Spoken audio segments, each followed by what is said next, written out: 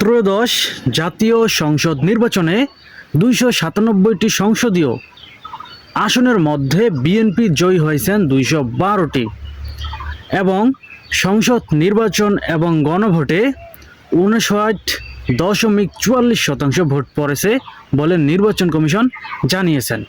এখন একটা বিষয় হচ্ছে যে এইখানে বলা হয়েছে যে ২৯৭টি আসন, এই আসনগুলোর ভিতরে আপনাদেরকে একটা কথা মনে রাখতে হবে, যেমন ৩টি আসনের রেজাল্ট কিন্তু স্থগিত করেছিল নির্বাচন কমিশন, কিন্তু পরবর্তীতে একটি রেজাল্ট দিয়ে কিন্তু এই ৩০০ আসনের ভিতরে ২৯৭ হয়েছে, কিন্তু এখন পর্যন্ত ৩টি আসনের রেজাল্ট কিন্তু দেওয়া হয়নি।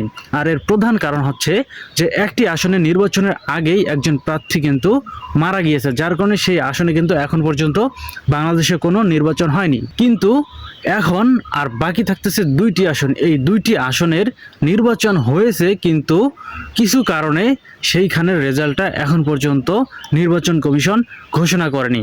আর এজন্যই মোট ২৯৭টি আসনের হিসাব এবার ত্রয়োদশ জাতীয় সংসদ নির্বাচনে এখন পর্যন্ত প্রকাশ করা হয়েছে। এবং জামাত থেকে বাংলাদেশ জামাত ইসলামী জোট মোট ৭৮টি আসনে বিজয়ী হয়েছেন। এর মধ্যে এনসিপি 6টি ও বাংলাদেশ খিলাফত মজলিস 2টি আসনে বিজয়ী হয়েছেন এবং ইসলামী আন্দোলন, গণ অধিকার পরিষদ, বাংলাদেশ জাতীয় পার্টি, গণসংহতি আন্দোলন ও খেলাফত মজলিস এই 5টি দল একটি করে আসনে জয়ী হয়েছেন। এছাড়া 7টি আসনে জয়ী হয়েছেন স্বতন্ত্র প্রার্থীরা। এবং নির্বাচনের 2/3 আসনে বিজয়ী হওয়ার পর কিভাবে এবং কার কাছে শপথ নেওয়া যায় তা নিয়ে আলোচনা শুরু করেছে বিএনপি। পার্লামেন্টের অনুপস্থিতিতে কিভাবে বা কার কাছে শপথ পাঠ করা হবে তার আইনি দিকগুলো খতিয়ে দেখছেন দলটির নেতারা। 17 তারিখের মধ্যে শপথ হতে পারে বলে জানা গিয়েছে বিএনপি দলটির পক্ষ থেকে।